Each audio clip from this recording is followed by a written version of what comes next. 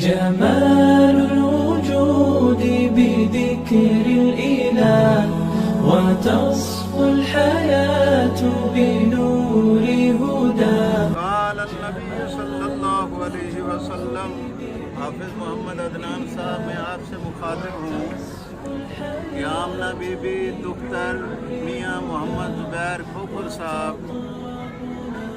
بمطابق حکمار 5000 روپے معجل میں نے آپ سے نکاح کر دیا، آپ نے قبول کیا۔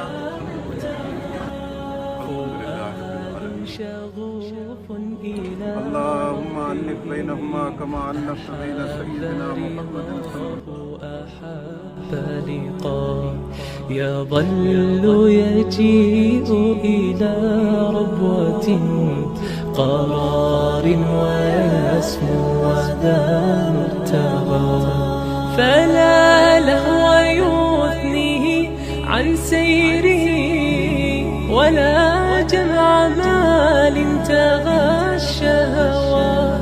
إذا ما ينادي منادي الفلاح، تراه لذاك يحث خطاه، تراه لذاك يحث خطاه. جمال الوجود بذكر الإله، وتصفو